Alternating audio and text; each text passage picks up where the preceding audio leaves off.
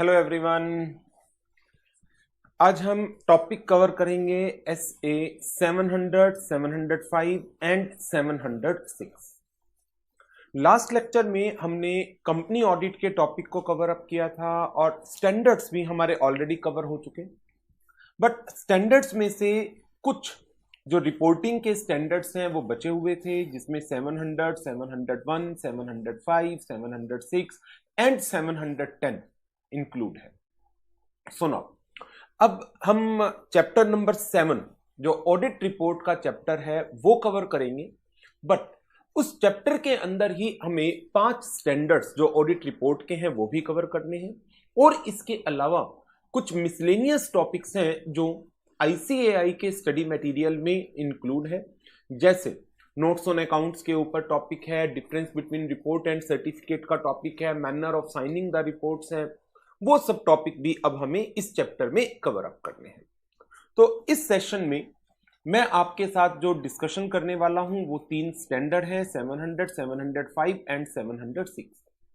Audit report के दूसरे session में हम 701 एंड 710 दो स्टैंडर्ड्स को कवर अप करेंगे, और उसके साथ जो मिसलेनियस टॉपिक स्टडी मटेरियल के हैं उनको कवर करेंगे। सो स्टार्ट करते हैं SA 700 के साथ। बट उससे पहले नोट्स में कुछ बेसिक चीजें इसके अंदर दी है मैंने, वो एक बार मैं आपके साथ डिस्कस कर लेता हूं कि कौन सी सिचुएशंस में कौन से स्टैंडर्ड अप्लाई होते हैं। मल्टीपल चॉइस क्वेश्चन में ये चीज आपको हेल्प करेगी। नाउ फर्स्ट टॉपिक है basics of audit report. Audit report का मतलब क्या है और कौन सी सिचुएशन में कौन से स्टैंडर्ड ऑडिटर को गाइड करेंगे। द रिपोर्ट्स जिनके थ्रू ऑडिटर अपनी ओपिनियन को एक्सप्रेस करता है उसको हम ऑडिट रिपोर्ट का नाम देते हैं। एंड यदि हमारी फाइनेंशियल स्टेटमेंट्स बनाई गई हैं for general purpose, that is for the need of common users, then SA 700, 701, 705 and 706 will apply.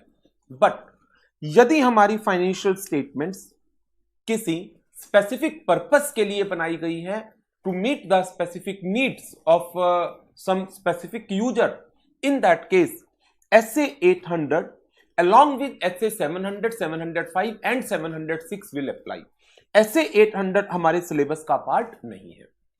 Then यदि आपको ऑडिट मिली है एक सिंगल फाइनेंशियल स्टेटमेंट की या फिर फाइनेंशियल स्टेटमेंट के किसी एलिमेंट की, like inventory, debtor, property, plant, equipment, investments, in that case SA 800 will apply along with SA 700, 705 and 706.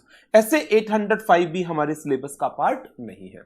Thereafter, यदि हमें असाइनमेंट मिलती है to examine the summary financial statement, जिनको हम एब्रिज्ड फाइनेंशियल स्टेटमेंट्स भी कह सकते हैं, जो आप कंपनी एक्ट 2013 में सेक्शन 137 के अंदर रीड आउट करते हैं। तो यदि 136 में 136 एंड 137 जो फाइलिंग ऑफ फाइनेंशियल स्टेटमेंट्स के अनएब्रिज्ड फाइनेंशियल स्टेटमेंट के हैं, तो उसके अंदर जो एब्रिज्ड फाइनेंशियल स्टेटमेंट्स बनाई जा रही हैं उनके ऊपर, उनकी एग्जामिनेशन के ऊपर SA 810 विल अप्लाई। ये भी हमारे सिलेबस का पार्ट नहीं है। नाउ फिर वो एश्योरेंस एंगेजमेंट्स जिनके ऊपर स्टैंडर्ड्स एप्लीकेबल नहीं है, in that case guidance note issue किया गया है ICAI की तरफ से, that is guidance note on reports and certificates for special purpose. वो अप्लाई होगा उन असाइनमेंट्स, उन एंगेजमेंट्स के अंदर जहां पर standards on auditing are not applicable. So multiple choice question के पॉइंट ऑफ व्यू से ये बेसिक अंडरस्टैंडिंग रिक्वायर्ड है। आपको पता होना चाहिए कौन सी सिचुएशन में कौन से स्टैंडर्ड्स पर्टिकुलरली अप्लाई होंगे। नाउ इसके बाद ऑडिट रिपोर्ट की टाइप्स की बात करते हैं। ऑडिट रिपोर्ट्स कितनी टाइप की होती हैं आपने पढ़ा हुआ है इंटरमीडिएट में भी। Audit report is primarily classified in 2 categories, one is unmodified report and second one is the modified report. Unmodified reports क्या है? जब ऑडिटर कंक्लूड करता है that financial statement as a whole they are free from material misstatement, they reflects true and fair view, they are made in all material respect as per the requirements of applicable financial reporting framework, then auditor एक unmodified report issue करता है और उसके अंदर जो opinion होती है that is with unmodified opinion.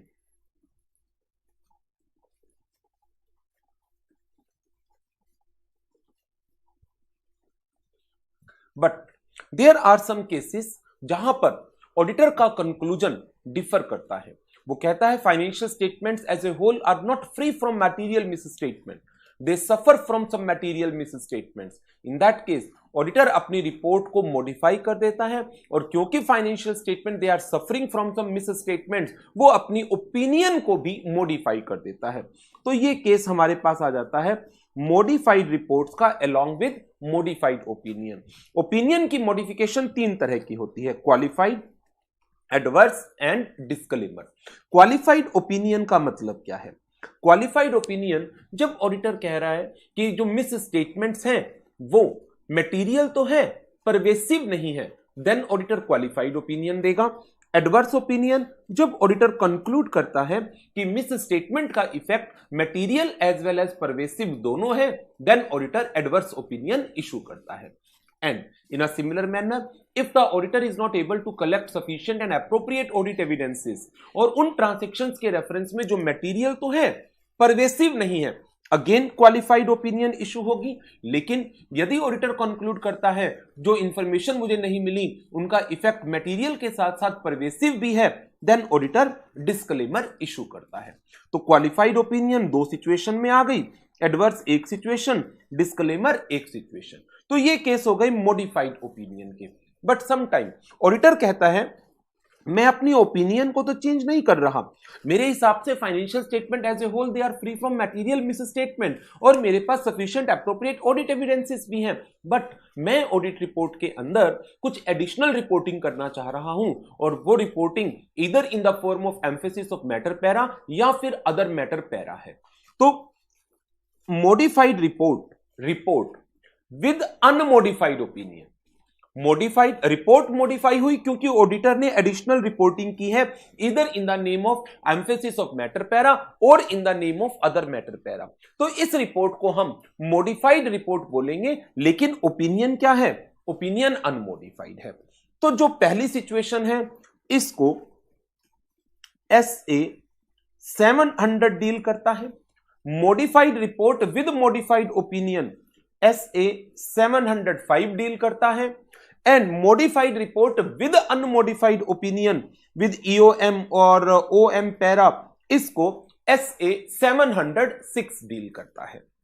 तो ये हो गया हमारा basics of audit report and various types of audit report. Now अब आगे बढ़ते हैं।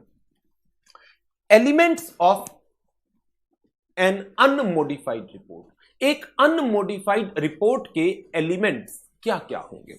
एक अनमॉडिफाइड रिपोर्ट्स के अंदर आप जो वेरियस एलिमेंट्स दे सकते हैं, जो वेरियस एलिमेंट्स रिक्वायर्ड हैं, जो आपको देने पड़ेंगे, वो क्या क्या है? देखो, एक वर्ड टाइटल, एक addressee, title addressee, opinion section, basis of opinion section, management responsibility, auditor responsibility, date, place, signature, ये 9 एलिमेंट। पहला टाइटल, ऑडिट रिपोर्ट का टाइटल क्या होगा? इंडिपेंडेंट ऑडिटर रिपोर्ट, ताकि आप इस रिपोर्ट को दूसरी रिपोर्ट से डिस्टिंग्विश कर सके।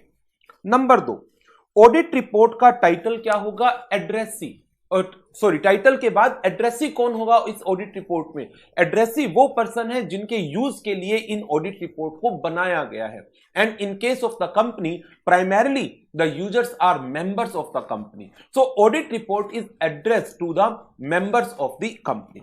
Audit report shall be addressed as appropriate as per SA 700। Auditor report is to be addressed to the persons for whom it is prepared, जिनके बेनिफिट्स के लिए इस रिपोर्ट को बनाया गया है। ये टाइटल, एड्रेसी हर एक ऑडिट रिपोर्ट का हिस्सा होंगे। आगे बढ़ते हैं। ओपिनियन सेक्शन, ओपिनियन सेक्शन भी हर एक रिपोर्ट का हिस्सा बनेगा। इस सेक्शन में आपका प्राइमरीली 2 मेन चीजें हैं। नंबर 1, एक इंट्रोडक्टरी पैरा, इसी के ओपिनियन सेक्शन के अंदर ही कवर होगा, और दूसरा नंबर 2 पर जो एक्चुअल ओपिनियन है। इंट्रोडक्टरी पैरा में आप किन किन बातों को कवर करते हैं? आप आइडेंटिफाई करते हैं एंटिटी को जिसकी आपने ऑडिट की है, आप आइडेंटिफाई करते हैं फाइनेंशियल स्टेटमेंट के टाइटल्स को जिनको आपने अपनी ऑडिट के स्कोप में कवर किया था, आप स्पेसिफाई करते हैं पीरियड और डेट जिसको ये फाइनेंशियल स्टेटमेंट बिलोंग करती हैं, आप एक स्टेटमेंट देते हैं that financial statements have been audited.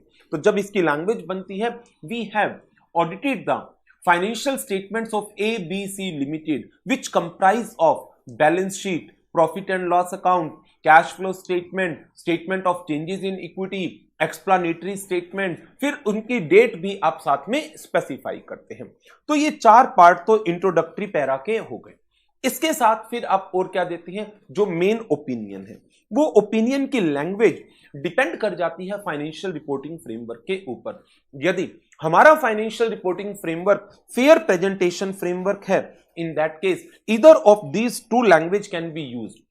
Number 1, in our opinion the financial statement present fairly in all material respect as per the requirements of applicable financial reporting framework. और यहां पर आप generally accepted accounting principles, AS, Ind AS, जो भी entity के ऊपर apply है उसका रेफरेंस देते हैं। या फिर ओपिनियन सेक्शन की वर्डिंग्स क्या हो सकती है, that in our opinion the financial statement gives a true and fair view of financial statements in accordance with the applicable financial reporting framework. So ये वर्डिंग होंगी इन case of fair presentation framework.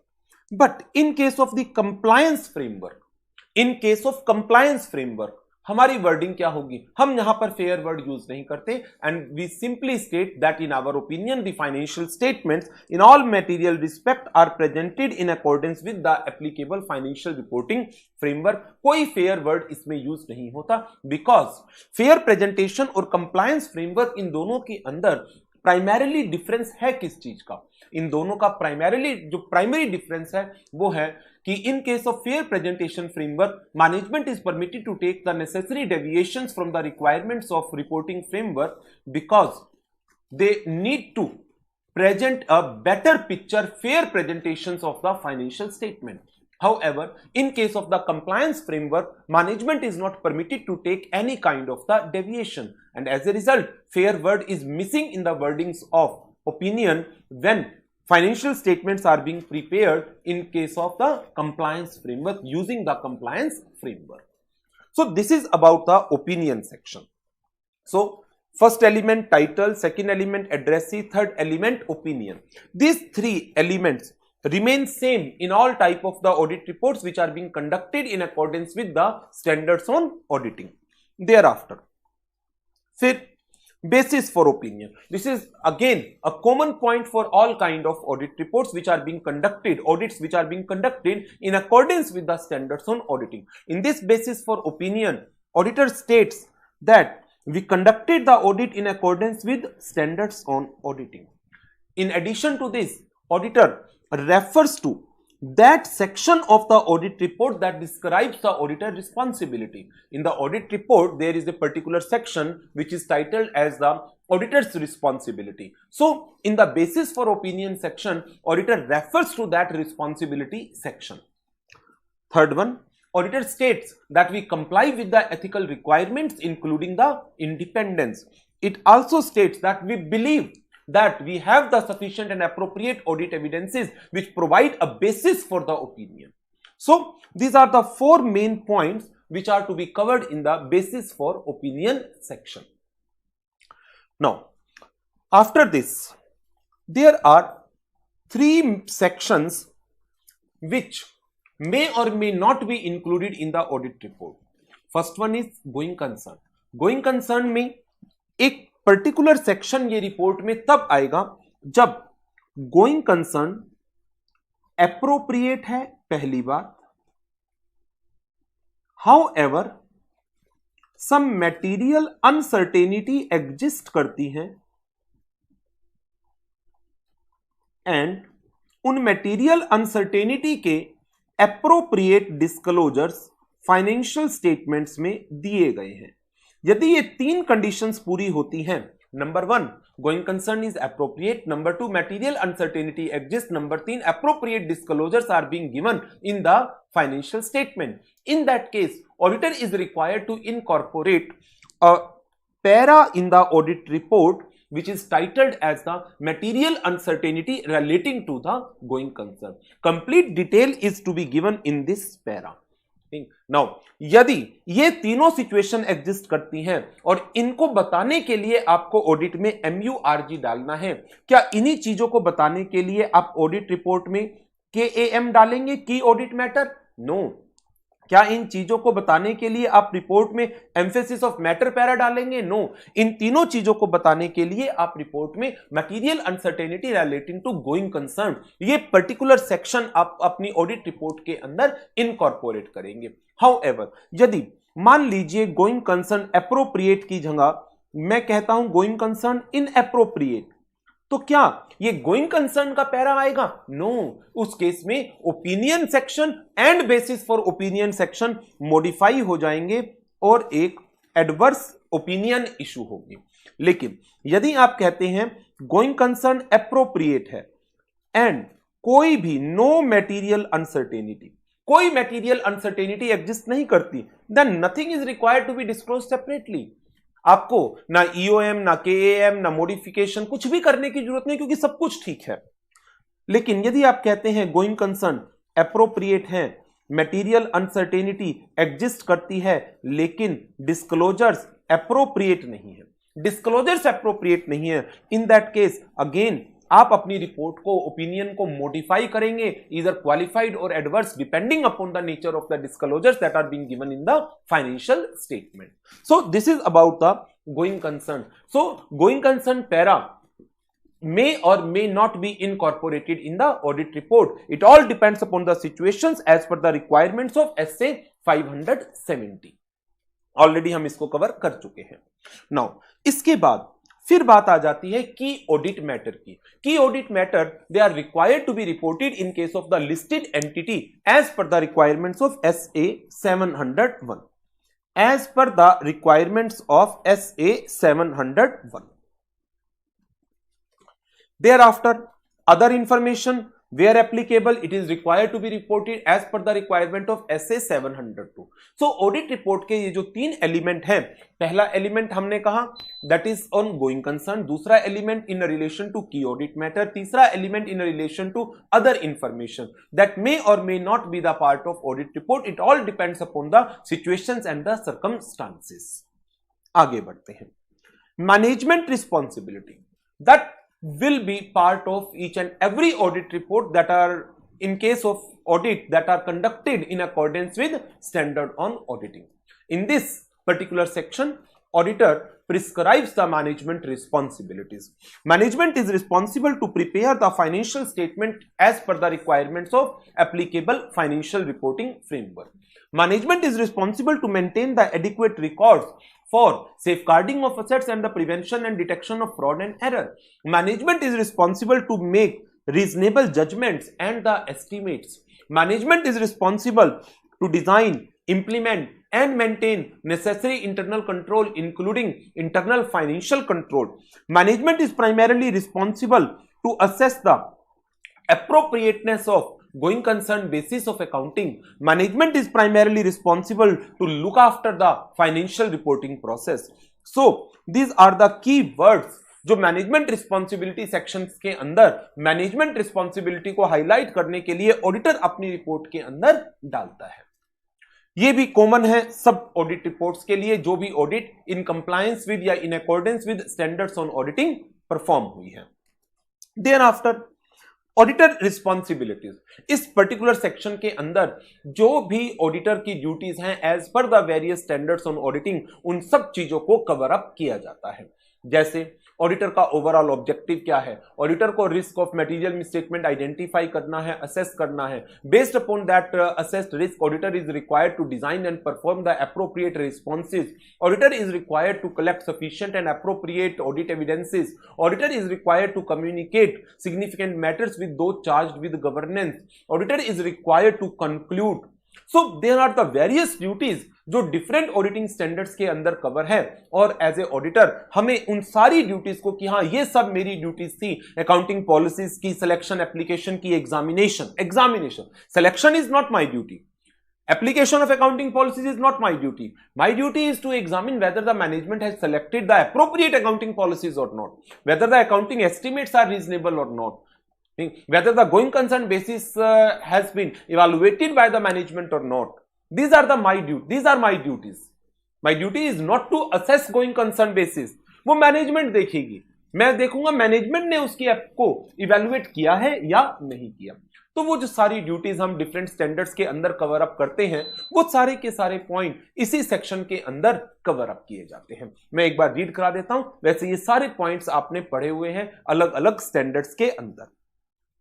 Point number 1, this section states the overall objective of the auditor with respect to reasonable assurance that financial statement as a whole are free from material misstatement and issues the audit report that include auditor's opinion। ये para कहां पर आता है? ये आ जाता है SA 200 में, SA 200 के अंदर। Explanation is to be given with respect to reasonable assurance and the application of concept of materiality। SA 200 statement that auditor exercise professional judgment and maintain professional skepticism through out the audit. SA 200 में तो ये पहले जो तीनों point हैं ये आपने SA 200 के अंदर कवर अप किए थे। उन्हीं चीजों को आप अपनी ऑडिटर रिस्पॉन्सिबिलिटी सेक्शन में ऑडिट रिपोर्ट के अंदर डाल रहे हैं।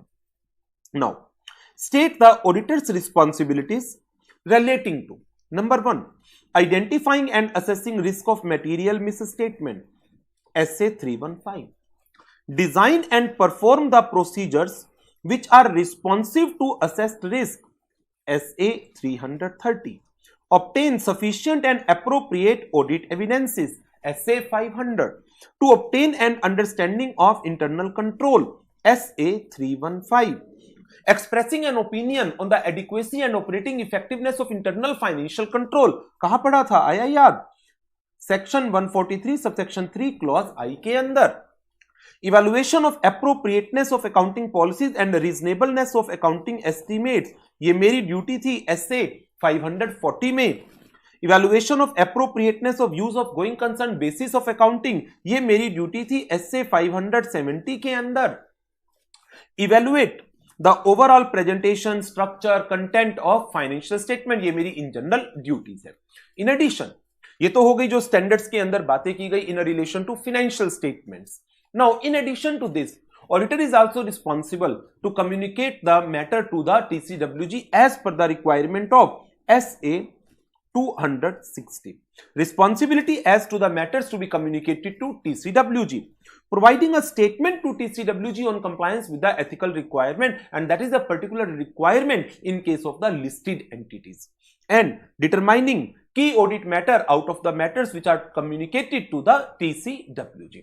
TCWG को मैटर कम्युनिकेट होंगे 260 में, और उन्हीं मैटर में से की ऑडिट मैटर को आइडेंटिफाई किया जाता है as per the requirement of SA 701। So auditor responsibility section के अंदर हम इन सारे एलिमेंट्स को, सारे पॉइंट्स को कवर अप करते हैं। अब ये जो ऑडिटर रिस्पॉन्सिबिलिटी देखें, मैंने यहां पर सारे की पॉइंट कवर अप कर दिए, बट ये तो बहुत ज्यादा डिटेल हो जाएगी जब इनको प्रॉपर लैंग्वेज के अंदर ऑडिट रिपोर्ट के फॉर्मेट में इंक्लूड किया जाएगा। तो एज ए रिजल्ट ये स्टैंडर्ड सजेस्ट करता है कि जो ये ऑडिट रिस्पॉन्सिबिलिटीज है ये आप चाहें तो अपनी ऑडिट रिपोर्ट की मेन बॉडी के अंदर डाल दें, या फिर इसको ऑडिट रिपोर्ट के साथ लास्ट में एज ए अपेंडिक्स या अनेक्शर अटैच कर दें, या फिर आप रेफरेंस दे सकते हैं किसी अप्रोप्रिएट अथॉरिटी की वेबसाइट का, जहां पर इन ऑडिटर रिस्पॉन्सिबिलिटीज को क्लियरली डिफाइन किया गया है डिटेल में, यदि लॉ एंड रेगुलेशन इस चीज की इजाजत देते हैं तो। लेकिन आज की डेट में ऐसा कोई प्रोविजन एग्जिस्ट नहीं करता जहां पर यह कहा गया कि लॉ एंड रेगुलेटरी रिक्वायरमेंट्स के अंदर ऑडिटर की रिस्पॉन्सिबिलिटी इस पर्टिकुलर अथॉरिटी की वेबसाइट पर लिखी हुई है, वहां से जाकर के देख लीजिए। बट हो सकता है आने वाले समय में एक्सपेक्टेड है, शायद ऐसा हो जाए कि ये NFRA या ICAI की वेबसाइट के ऊपर ये रिस्पॉन्सिबिलिटीज को कवर अप कर दिया जाए और फिर ऑडिट रिपोर्ट में रेफरेंस आ जाएगा इनकी वेबसाइट का। बट आज की डेट में ऐसा नहीं है। हां, multiple choice question definitely in points के ऊपर फ्रेम हो सकता है। चलिए अब आगे बढ़ते हैं। इसके बाद ये पॉइंट मैं अभी छोड़ रहा हूं, एक मैं पहले आपको ये छोटे छोटे 3 पॉइंट कराता हूं। Signature, place and date. Signature auditor के पर्सनल नाम से, उसकी फर्म के नाम से, मेंबरशिप नंबर और फर्म का रजिस्ट्रेशन नंबर, 4 चीजें हैं जो इस सिग्नेचर के पॉइंट के अंदर आपको कवर अप करनी है। Person who is signing the audit report, firm का नेम, पर्सन का मेंबरशिप नंबर, फर्म का रजिस्ट्रेशन नंबर। प्लेस, वो सिटी जहां पर आप ऑडिट रिपोर्ट को साइन कर रहे हैं। Date, date should not be earlier than the date of collection of audit evidences. The date should not be earlier than the date on which the audit evidences are collected. Now, अब बात कर लेते हैं इस particular section की, other reporting requirements की। ये क्या कहता है कि यदि auditor is simultaneously required to report other matters under the requirements of law regulations, then audit report के अंदर आप 2 पार्ट बना दीजिए अपनी ऑडिट रिपोर्ट का। एक पार्ट हो जाएगा फाइनेंशियल स्टेटमेंट्स का, जिसके अंदर आप opinion, basis of opinion, going concern, KAM, other information if required, management responsibility and auditor responsibility, in points को कवर अप कर देंगे। एंड एक दूसरा हेडिंग बनाइए जिसका नाम होगा reporting on other legal and regulatory requirement, जिसके अंदर आप उन सारे मैटर्स की रिपोर्टिंग को कवर अप कर दीजिए जो under various law and regulation auditor is required to report. जैसे से for example, reporting requirement of CARO, reporting requirement of section 143 subsection 3 clause I in relation to internal financial control, reporting requirement under section 143 subsection 3 in relation to various matter, reporting requirement in relation to rule number 11 of companies audit and auditor rules 2014, reporting requirement under section 197 subsection 16 in relation to managerial remuneration। ये सारी की सारी reporting auditor क्या कर सकता है, इन points की reporting इस पर्टिकुलर सेगमेंट के अंदर डाल सकता है। लेकिन क्या ये रिपोर्टिंग फर्म के केस में होगी? नो। तो फर्म के केस में आपको ऑडिट रिपोर्ट को 2 पार्ट्स में डिवाइड करने की रिक्वायरमेंट्स नहीं आएगी। हां, कंपनी की बात करेंगे तो कंपनी के केस में डेफिनेटली आपको रिपोर्ट को 2 पार्ट्स में डिवाइड करना ही पड़ेगा। एक पार्ट फाइनेंशियल स्टेटमेंट और दूसरा part other legal and regulatory requirement. So this is all about the various elements of an audit report यदि आपने ऑडिट को कंडक्ट किया है in accordance with standards on auditing। यदि मैं SA 700 की बात करता हूं तो SA 700 ने 3 टाइप्स की ऑडिट रिपोर्ट का जिक्र किया हुआ है। एक तो वो ऑडिट रिपोर्ट जो आपने कंडक्ट की है in accordance with standard on auditing, दूसरी वो ऑडिट रिपोर्ट जो आपने कंडक्ट की है in accordance with the requirement of law and regulation, तीसरी वो ऑडिट यदि आप कंडक्ट कर रहे हैं as per the requirements of standard on auditing as well as international standards on auditing. अब जो मैंने आपको ये रिपोर्ट कराई है, ये रिपोर्ट मेरी कौन सी है? ये रिपोर्ट है जब आपने ऑडिट कंडक्ट की है इन accordance with the standards on auditing. Auditing standard के हिसाब से आपने ऑडिट कंडक्ट की है और आपने इसमें लिखा भी है that audit was conducted in accordance with the standard on auditing. Now अब एक क्वेश्चन अराइज होता है कि यदि आप ऑडिट को कंडक्ट कर रहे हैं इन accordance with law and regulation, किसी लीगल रिक्वायरमेंट में या किसी रेगुलेटरी रिक्वायरमेंट के अंदर आप ऑडिट को कंडक्ट करते हैं, then whether in that situation क्या आप ऑडिटिंग स्टैंडर्ड का रेफरेंस दे सकते हैं उसके अंदर? इसके लिए SA 700 ने ही एक पॉइंट दिया है कि यदि ऑडिट रिपोर्ट के अंदर ये वाले एलिमेंट सारे, number 1 title, number 2 addressee, number 3 opinion में ये सारी बातें, नंबर 4 आपने इसके अंदर मैनेजमेंट रिस्पॉन्सिबिलिटी को कवर किया, नंबर 5 आपने गोइंग कंसर्न की बात की, नंबर 6 आपने ऑडिटर रिस्पॉन्सिबिलिटी की बात की, आपने डेट, प्लेस, सिग्नेचर इनको कवर अप किया। यदि जो रिक्वायरमेंट ऑडिटिंग स्टैंडर्ड्स की ऑडिट रिपोर्ट की है, यदि वो सारे के सारे एक मिनिमम एलिमेंट कवर है उस ऑडिट रिपोर्ट के फॉर्मेट में जो आपने as per legal and regulatory requirement audit की है, देन आप उस ऑडिट रिपोर्ट में ऑडिटिंग स्टैंडर्ड्स का रेफरेंस दे सकते हैं। सो एक क्वेश्चन अराइज हो सकता है, इसमें नोट्स में कवर नहीं है, आप इसको बुक में से कवर कर लेना, बट चांसेस कम है तो मैंने इसको डाला नहीं है। तो बुक के अंदर बुक में मैं आपको बता देता हूं कहां पर है ये। जब आप एसए 700 करेंगे ना, तो एसए 700 के अंदर बुक में पेज नंबर 1.148 पर टॉपिक है, and that is auditor reports prescribed by law and regulation. तो उसमें ये सारे के सारे एलिमेंट प्रिस्क्राइब किए गए हैं एसए 700 के अंदर। नाउ अब जो इसका तीसरा पार्ट है, तीसरा पार्ट क्या है कि क्या ऑडिट को आप in accordance with SA as well as ISA conduct करते हैं, तो क्या आप ऑडिट रिपोर्ट में along with SA ISA means international standards on auditing, क्या आप उसका रेफरेंस दे सकते हैं? इंटरनेशनल स्टैंडर्ड्स ऑन ऑडिटिंग का रेफरेंस दे सकते हैं क्या? इसके लिए कुछ कंडीशन है, वो टॉपिक मैंने कवर अप किया है, वो एग्जाम पॉइंट ऑफ व्यू से एक इंपॉर्टेंट क्वेश्चन बनता है, इसलिए मैंने उसको इन नोट्स में कवर अप कर दिया है, वो आपको याद करना है। Audit report for the audits conducted as per standards on auditing as well as the international standards on auditing. An auditor may be required to conduct an audit in accordance with international standards on auditing in addition to the standard on auditing issued by ICAI. यदि ऐसी situation है तो क्या auditor अपनी report में SA का reference in addition to international standard दे सकता है क्या? दे सकता है, प्रोवाइडेड ये दो कंडीशंस पूरी होती है। तो पहली कंडीशन, कोई कंफ्लिक्ट नहीं है in between the requirement of ISA and SA जिसके कारण एक डिफरेंट ओपिनियन बनती है, या ऑडिटर कंक्लूड करता है कोई ईओएम पैरा या OM para in a particular circumstance डालने की जरूरत नहीं है ऑडिट रिपोर्ट में। यदि ऑडिटर ने डिफरेंट ओपिनियन नहीं बनाई तो ठीक है, एक ही ओपिनियन है एज पर एसए आईएसए दे दो। यदि ऑडिटर को लगता है कि as per the requirement of standards on auditing EOM OM para देने की कोई रिक्वायरमेंट नहीं है, तो ठीक है, आप अपने ऑडिट रिपोर्ट में एसए आईएसए दोनों का रेफरेंस दे सकते हो। इसके साथ फिर एक पॉइंट है जिसमें यह कहा गया कि जो आपकी ऑडिट रिपोर्ट है उसके अंदर वो मिनिमम एलिमेंट इंक्लूड हो जो as per legal and regulatory requirement के हिसाब से ऑडिट होती हैं, तो उनको की जो रिक्वायरमेंट है वो सारे के सारे एलिमेंट्स एटलीस्ट इस ऑडिट रिपोर्ट में भी हों। बट इस पॉइंट को डालने की एज सच मेरी ओपिनियन में कोई आवश्यकता नहीं थी, क्योंकि आप कह रहे हैं audit is being conducted in accordance with the standards on auditing, तो जो एलिमेंट है वो एसए वाले आएंगे ही आएंगे जो अभी हमने ऊपर पढ़े सारे।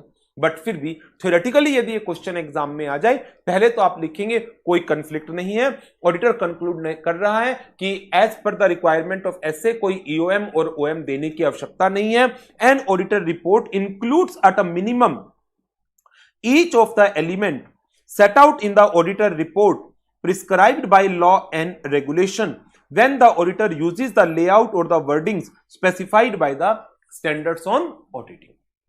So ये कंडीशंस हैं जो एज ए ऑडिटर हमें ध्यान रखनी है कि यदि हम अपनी ऑडिट रिपोर्ट में एसए के साथ साथ आईएसए का रेफरेंस भी देते हैं। तो एसए आईएसए के डिफरेंसेस, कुछ डिफरेंसेस हैं जो हमने रेगुलर क्लासेस के दौरान भी पढ़े हुए हैं। But at such exam point of view से उनकी डिटेल में कोई जाने की आवश्यकता नहीं है, तो आप सिर्फ इन दो कंडीशंस को याद रखें। चलिए अब आगे बढ़ते हैं। इसके बाद मेरा टॉपिक आ जाता है मॉडिफाइड ओपिनियन का। अब मॉडिफाइड ओपिनियन, ये सारी ओपिनियंस कहां है? एसए 705 के अंदर है। कितनी तरह की ओपिनियन है? एक क्वालिफाइड, एक एडवर्स और एक disclaimer. Qualified, adverse and disclaimer. Qualified opinion दो सिचुएशन में इशू होती है। पहली ओपिनियन, जब ऑडिटर कंक्लूड करता है that financial statements are materially misstated, लेकिन उनका इफेक्ट परवेसिव नहीं है। यदि इफेक्ट परवेसिव है देन ऑडिटर कौन सी ओपिनियन पर चला जाता है? फिर ऑडिटर एडवर्स ओपिनियन देता है। When auditor concludes that financial statements are materially misstated and such misstatements are having the pervasive effect, तो इन सिचुएशंस में ऑडिटर एडवर्स ओपिनियन देता है। बट यदि ऑडिटर कंक्लूड करता है that I am not been able to collect the sufficient appropriate audit evidence in relation to the transaction that are having material effect but not pervasive, तो auditor कौन सी opinion देता है? Again qualified. Transactions which are material but do not have pervasive effect, लेकिन यदि auditor conclude करता है that I am not been able to collect sufficient and appropriate evidences for the transaction that are material as well as pervasive, then auditor कौन सी opinion देगा? Disclaimer of opinion देगा। So ये situations हैं, circumstances हैं जिनके अंदर अलग अलग तरह की ओपिनियंस आती हैं। इसका एक मैट्रिक्स नीचे बना हुआ है ये कि यदि पहली सिचुएशन ऑडिटर ने मिस स्टेटमेंट्स आइडेंटिफाई की हैं, number 2 auditor is not been able to collect the audit evidences, लेकिन यदि इनका इममैटेरियल इफेक्ट है, अनमोडिफाइड ओपिनियन, इनका मैटेरियल इफेक्ट है लेकिन परवेसिव इफेक्ट नहीं है, qualified opinion, but material as well as pervasive effect है और मिस स्टेटमेंट आइडेंटिफाई की है आपने फाइनेंशियल स्टेटमेंट में जिनका मैटेरियल परवेसिव इफेक्ट है, तो आप एडवर्स ओपिनियन देंगे। लेकिन यदि आप ऑडिट एविडेंस कलेक्ट नहीं कर पाए उन ट्रांजैक्शंस के लिए जिनका मैटेरियल एंड परवेसिव इफेक्ट है, देन आप डिस्क्लेमर ऑफ ओपिनियन देंगे, डिस्क्लेमर ऑफ ओपिनियन देंगे। सो ये तो हो गई वो सिचुएशन, सर्कमस्टांसेस या different types of modified opinions. Now अब इन मॉडिफाइड ओपिनियन में चेंज होगा क्या? इन मॉडिफाइड ओपिनियन के अंदर जो चेंजेस हैं वो है क्या, उसकी बात कर लेते हैं। Considerations while issuing the modified opinion, सबसे पहला चेंज कहां आएगा? सबसे पहला चेंज आएगा ओपिनियन सेक्शन में और इसकी हेडिंग चेंज हो जाएगी। इसकी heading based upon the type of opinion आप क्वालिफाइड, एडवर्स या डिस्क्लेमर ओपिनियन इन हेडिंग्स को रखेंगे। इसके अलावा और कहां चेंज आएगा? अभी मैंने आपको बताया था एक अनमोडिफाइड रिपोर्ट में जो ओपिनियन सेक्शन है उसके 2 पैरा होते हैं, एक इंट्रोडक्टरी पैरा और दूसरा वो होता है opinion section. Introductory para, we have audited the financial statements of ABC limited which comprises of so and so. यदि ये क्वालिफाइड ओपिनियन है, एडवर्स ओपिनियन है, इंट्रोडक्टरी पैरा में कोई चेंज नहीं आएगा। लेकिन यदि ये डिस्क्लेमर है then change is there.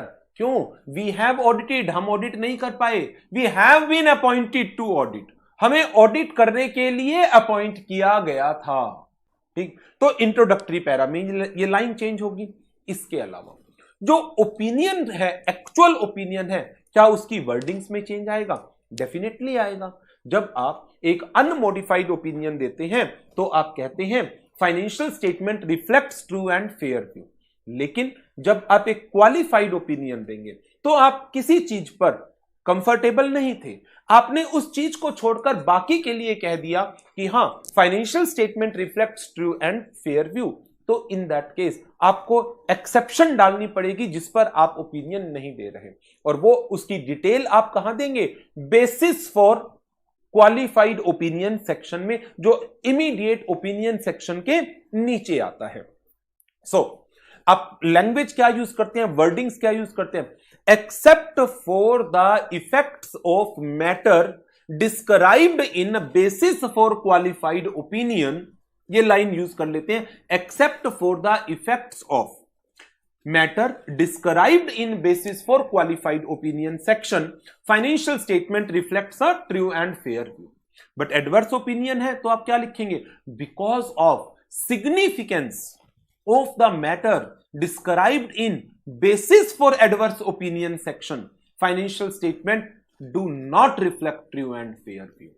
Financial statements are not prepared in all material respect as per the requirement of applicable financial reporting framework. Disclaimer of opinion में क्या लिखेंगे? Because of significance of the matter described in basis for disclaimer of opinion para, we are not been able to express any opinion as necessary audit evidences which are required for the purpose of audit have not been collected by us. और detail जो भी मैं opinion को क्यों qualified कर रहा हूं, मैं ओपिनियन को क्यों एडवर्स कर रहा हूं, मैं ओपिनियन को क्यों डिस्क्लेम कर रहा हूं, उसका रीजन, वो रीजन सारा हम कहां देंगे? बेसिस फॉर मॉडिफाइड ओपिनियन, जो इमीडिएट ओपिनियन सेक्शन के नीचे आएगा। तो अब ये है इसकी सारी wordings of opinion section. Qualified opinion में except for the effects of matters described in basis for qualified opinion section. Financial statement reflects true and fair view of, यहां पर डिटेल आ जाएगी सारी स्टेटमेंट्स की, statement of state of affairs, financial results, cash flow, changes in equity etcetera, as per the requirements of applicable financial reporting framework. यहां पर आपके financial reporting frameworks के नाम आ जाएगा, generally accepted accounting principles, accounting standard, Ind AS, as the case में be. Thereafter, adverse section, because of significance of the matter, जो कहां डिस्क्राइब किए गए हैं, basis for adverse opinion section, the financial statement have not been prepared in all material respect in accordance with the applicable financial reporting framework. Number 3, disclaimer of opinion, because of significance of matters described in basis for disclaimer of opinion section, auditor has not been able to obtain sufficient and appropriate audit evidence to provide a basis for audit opinion on the financial statement, and accordingly no opinion is being expressed. तो पहला change modified opinion में कहां आया, title same, address ही same, उसके बाद opinion section, उसमें change आ गया। Thereafter, फिर बेसिस फॉर मॉडिफाइड ओपिनियन, अब बेसिस फॉर मॉडिफाइड ओपिनियन, आपकी जो मॉडिफिकेशन है क्वालिफाइड है तो टाइटल बन जाएगा बेसिस फॉर क्वालिफाइड ओपिनियन, या एडवर्स ओपिनियन है तो हेडिंग आ जाएगी basis for adverse opinion, disclaimer है तो basis for disclaimer of opinion. तो सबसे पहले तो आप टाइटल को चेंज करेंगे, basis for qualified opinion, basis for adverse opinion, basis for disclaimer of opinion. Then include the description जिसके कारण ये मॉडिफिकेशन अराइज हुई है। डिफरेंट रीजन हो सकते हैं, जैसे डिस्क्लोजर्स कंप्लीट नहीं दे रखा, डिस्क्लोजर दे ही नहीं रखा, मिस स्टेटमेंट है, इंफॉर्मेशन नहीं मिली, यही सर्कमस्टांसेस थे ना जिनके कारण आपने ओपिनियन को मॉडिफाई किया है। तो पहला केस, यदि मॉडिफिकेशन है, क्यों, मिस स्टेटमेंट है किसी अमाउंट की, तो आप उस मिस स्टेटमेंट का डिस्क्रिप्शन दीजिए, और क्योंकि वो अमाउंट की मिस स्टेटमेंट है तो यदि आप उसको क्वांटिफाई, उसके अमाउंट को डिटरमाइन कर सकते हैं वो बताइए, बट यदि अमाउंट डिटरमाइन नहीं कर सकते then state the fact that the amount is not determinable. ये तो पहला केस हो गया कि आपने अपनी ऑडिट ओपिनियन को मॉडिफाई किया है, the reason being financial statements are materially misstated in any amount. But यदि फाइनेंशियल स्टेटमेंट में मिस स्टेटमेंट है किसी डिस्क्लोजर के अंदर, देन आप डिटेल दीजिए, एक्सप्लेनेशन दीजिए, how this disclosure is considered as misstated, how the disclosures are being considered as misstated in the opinion of the auditor. लेकिन यदि किसी डिस्क्लोजर का या किसी इंफॉर्मेशन का जिसका डिस्क्लोजर आना चाहिए था आपने उसका डिस्क्लोजर ही नहीं दिया, for example related party transactions के डिस्क्लोजर नहीं दिए, फॉर एग्जांपल पेंडिंग लिटिगेशंस के डिस्क्लोजर नहीं दिए आपने, फॉर एग्जांपल इन्वेंट्रीज की ऑब्सोलिसेंस को लेकर आपने कोई डिस्क्लोजर जो देना चाहिए था वो नहीं दिया। Okay, if the information is not disclosed then auditor क्या करेगा, उस जो इंफॉर्मेशन ओमिट की गई है उसकी नेचर को एक्सप्लेन करें और डिटेल इंफॉर्मेशन प्रोवाइड करें जो उसको लगता है ये इंफॉर्मेशन डिस्क्लोज्ड होनी चाहिए थी इन द फाइनेंशियल स्टेटमेंट्स। यदि मॉडिफिकेशन इस रीजन के कारण है कि auditor is not been able to collect sufficient appropriate audit evidences, then what are the circumstances जिसके कारण auditor is not able to collect the audit evidences? That may be due to the limitations imposed by management, that may be due to the limitations imposed by circumstances or any other factor. So whatever the reason is, auditor is required to state the reasons why he was not able to collect the sufficient appropriate audit evidences. Example here given is limitations imposed by management. So these are the various descriptions that are required to be given in the basis for modified opinion section. In addition to that, auditor is at the same time is required to change the line in relation to audit evidence. जो basis for opinion section की last line होती है, we believe that we have the sufficient appropriate audit evidences in our possession, जिसके कारण हम कह रहे हैं कि हाँ फाइनेंशियल स्टेटमेंट्स के ऊपर हम जो ओपिनियन दे रहे हैं उसके सबूत है हमारे पास, ओके, इट्स ओके। बट जब आप क्वालिफाइड ओपिनियन दे रहे हैं तो लिखोगे ना क्वालिफाइड ओपिनियन के सबूत हैं। जब आप एडवर्स ओपिनियन दे रहे हैं तो आप लिखेंगे ना एडवर्स ओपिनियन के सबूत हैं। और जब आप डिस्क्लेमर दे रहे हैं आपके पास तो सबूत ही नहीं है, तो इस लाइन को हटा दो।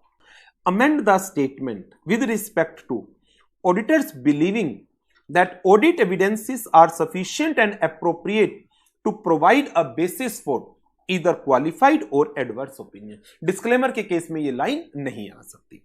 इन case of disclaimer of opinion ये लाइन आएगी भी नहीं। और ऑडिटर क्या करेगा, auditor shall not include the reference of section of auditor report that describes the auditor responsibility. अभी मैंने आपको करार बताया भी है कि जिस लाइन में ये बिलीविंग की स्टेटमेंट है इस लाइन को गायब कर दो, और इसके साथ साथ क्योंकि आप अपनी रिस्पॉन्सिबिलिटीज को फुलफिल नहीं कर पाए, that may be due to the limitations imposed by the management और may be due to the limitations imposed by circumstances, but because you are not been able to perform your duties, hence आप auditor responsibility section का reference नहीं देंगे। So in case of disclaimer of opinion आपको इन दो points का ध्यान रखना है। नाउ अब बात करते हैं ऑडिटर रिस्पॉन्सिबिलिटी सेक्शन की। क्वालिफाइड ओपिनियन में कोई चेंज नहीं, एडवर्स ओपिनियन में कोई चेंज नहीं क्योंकि मेरे पास सबूत है। बट डिस्क्लेमर ऑफ ओपिनियन में क्योंकि मैं रिस्पॉन्सिबिलिटीज को फुलफिल नहीं कर पाया, मैंने एथिकली काम किया बट मैं अकाउंटिंग एस्टिमेट्स चेक नहीं कर पाया, मैं रिस्क असेस नहीं कर पाया, मैं रिस्पॉन्सेस परफॉर्म नहीं कर पाया, क्यों, लिमिटेशन लगा दी मेरे ऊपर। तो ऑडिटर रिस्पॉन्सिबिलिटी सेक्शन को ऑडिटर को अकॉर्डिंगली चेंज करना है, and that change is required only in case of disclaimer. When auditor disclaims the opinion, auditor shall amend the description of auditor responsibilities so as to include only these two statements. Statement that auditor responsibility is to conduct an audit of financial statement in accordance with the essay and issue audit report. ये मेरी जिम्मेदारी थी, लेकिन मैं अपनी जिम्मेदारी fulfil नहीं कर पाया। क्यों? Because of the significance of the matter described in basis for disclaimer of opinion section. मैं क्यों नहीं कर पाया उसकी सारी डिटेल मैंने कहां दे रखी है, basis for disclaimer of opinion section. I was not able to obtain sufficient appropriate audit evidence so as to provide the basis for opinion. So जब आप अपनी रिपोर्ट को मॉडिफाई करते हैं, एक चेंज कहां आया, पहला चेंज ओपिनियन सेक्शन में, दूसरा चेंज कहां आया, बेसिस फॉर ओपिनियन में, और तीसरा चेंज कहां आया,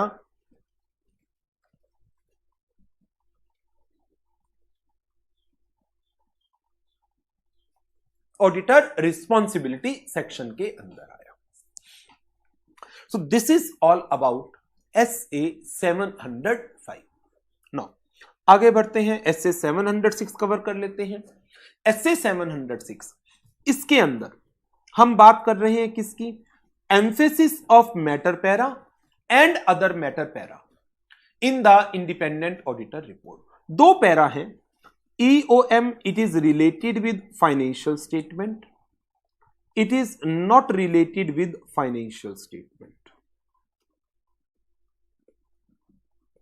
it is related with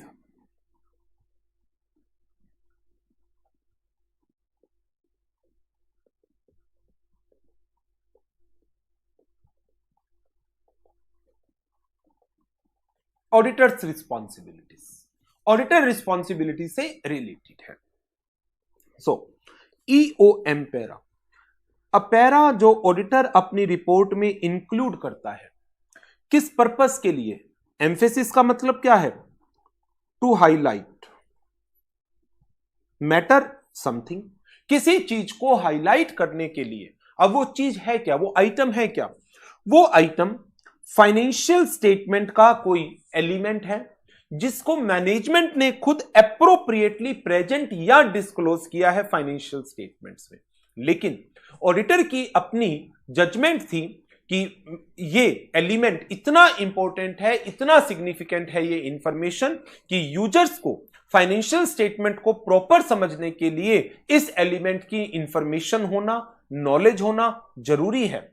वैसे तो मैनेजमेंट ने उसको डिस्क्लोज कर दिया, but at the same time auditor को लगता है मैं भी इसको अपनी रिपोर्ट में हाईलाइट करूंगा, तो ऑडिटर इस पैरा को अपनी रिपोर्ट में डाल सकता है।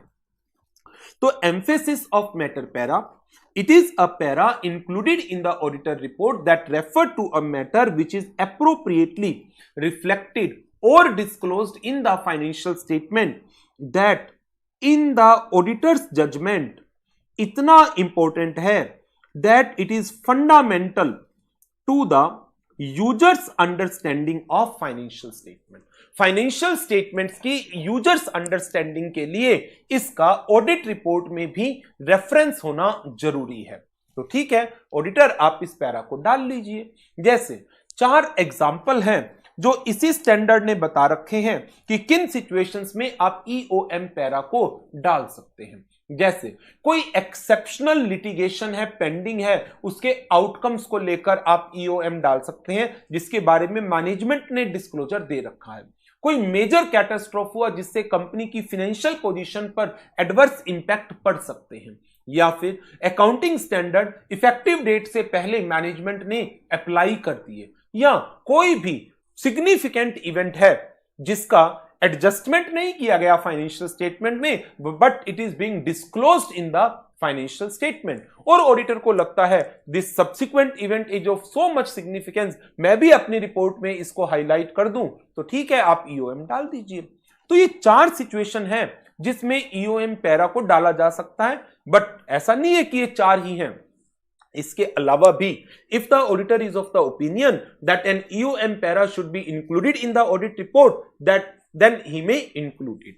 ये 4 सिचुएशन तो वो हैं जो स्टैंडर्ड ने खुद स्पेसिफिकली बता रखी हैं और आपको याद रखनी चाहिए। Number 1, uncertain situation as to future outcome of pending exceptional litigations, significant subsequent events, early application of any accounting standard in advance of its effective date, occurrence of major catastrophe that may have a significant impact on the entity's financial position, financial informations।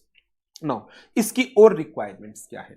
EOM para is not a substitute for modified opinion, KAM, MURG। MURG मैंने आपको 570 में कराया और आज भी मैंने आपको SA 700 के साथ इसकी रिपोर्टिंग रिक्वायरमेंट बताई सारी गोइंग कंसर्न की। मॉडिफाइड ओपिनियन वहां पर तो फाइनेंशियल स्टेटमेंट में कुछ गड़बड़ है, KAM 701 में करेंगे हम कवर। तो EOM para is not a substitute for modification की ऑडिट मैटर या MURG। EOM पैरा आप अपनी ऑडिट रिपोर्ट में एक सेपरेट सेक्शन जिसका टाइटल होगा एम्फेसिस ऑफ मैटर, उसके अंदर डालेंगे। ऑडिट रिपोर्ट में ये आएगा कहां पर? ऑडिट रिपोर्ट के अंदर ये immediately basis for opinion section के नीचे आएगा, एंड ये उन मैटर को हाईलाइट करेगा, उन इंफॉर्मेशन को हाईलाइट करेगा दैट इज एप्रोप्रिएटली प्रेजेंटेड और disclosed in the financial statement, जो फाइनेंशियल स्टेटमेंट में एप्रोप्रिएटली प्रेजेंटेड या डिस्क्लोज्ड थी। सो EOM पैरा आप अपनी रिपोर्ट में सिर्फ उन्हीं मैटर के रेफरेंस में डालेंगे जो फाइनेंशियल स्टेटमेंट में ऑलरेडी एप्रोप्रिएटली प्रेजेंटेड या डिस्क्लोज है। और सबसे इंपॉर्टेंट बात, आपने इस मैटर के लिए अपनी ओपिनियन को मॉडिफाई नहीं किया है। आपने इस मैटर के लिए अपनी ओपिनियन को मॉडिफाई नहीं किया है। So these are the requirements of EOM। Now अब इसी के साथ साथ ये एस्से अदर मैटर की भी बात करता है। Other matter that are in relation to auditor's responsibilities, not related with the financial matter. यदि ऑडिटर को लगता है कि मेरी audit, auditor report, auditor responsibility, इनको समझाने के लिए कि मुझे एक पैरा डालना चाहिए। अब क्यों समझाना चाहता है ऑडिटर ऐसा? इसके पीछे क्या कारण हो सकता है कि ब्रांच के रिकॉर्ड मैंने ऑडिट नहीं कर रखे, सब्सिडियरी के रिकॉर्ड मैंने ऑडिट नहीं कर रखे इन case of consolidated financial statement. पिछले साल की ऑडिट रिपोर्ट है ही नहीं, पिछले साल आपने ऑडिट ही नहीं कराई, पिछले साल की ऑडिट आपने किसी और से कराई है, उन इंफॉर्मेशन के लिए मैं जिम्मेदार नहीं हूं। सो प्रीडिसेसर ऑडिटर का रेफरेंस देने के लिए, या फिर प्रीवियस ईयर की फाइनेंशियल्स ऑडिट ही नहीं हुई, या ब्रांच का, सब्सिडियरी का, कंपोनेंट्स की ऑडिटर अलग है, उन चीजों को बताने के लिए ऑडिटर अदर मैटर पैरा को यूज कर सकता है। Other matter para, a para included in the auditor report that refers to a matter other than those presented or disclosed in the financial statement. Other than those presented or disclosed in the financial statement, जो auditor की judgment में relevant है for users understanding किसकी, audit, auditor report और auditor responsibilities और auditors responsibilities. Requirement of OM para, OM para is again it is not a substitute for key audit matter. Audit report में यह भी एक separate section के अंदर आएगा जिसका टाइटल अदर मैटर होगा। ओएम ऑडिट रिपोर्ट में immediately after key audit matter देंगे आप, और यदि अदर मैटर मींस ऑडिटर की responsibility in relation to other legal and regulatory requirement के रेफरेंस में है, तो आप अदर मैटर पैरा जो आपकी ऑडिट रिपोर्ट का दूसरा पार्ट होता है, अभी पढ़ा हमने 700 में कि ऑडिट रिपोर्ट के दो सेक्शन हैं, एक रिपोर्ट ऑन फाइनेंशियल स्टेटमेंट और दूसरा report on legal and other regulatory requirement. तो यदि ये ऑडिटर की responsibility other legal and regulatory requirements के ऊपर बेस्ड है, देन फिर ये other matter para other legal and regulatory requirements के सेक्शन में कवर होगा। If other matter is related with other legal and regulatory requirement, it is to be placed in reporting on other legal and regulatory requirement section. ये इसका मैंने एक note दिया है कि जनरली ओएम पैरा का यूज होता कब है। OM para is included in auditor report if auditor rely on the work of branch auditor, auditor of subsidiary company, या prior period financial statement either not audited और audited by predecessor auditor, और word काटो, predecessor auditor. So ये था हमारा SA 706। तो इस particular session में मैंने आपको चैप्टर 7 ऑडिट रिपोर्ट्स के 3 SA 700, 705 एंड 706 की रिवीजन कवर करा दी है। नेक्स्ट सेशन में 701, 720 एंड मिसलेनियस मैटर्स की रिवीजन को कवर अप करेंगे। Right, so this is all for this session and goodbye, take care.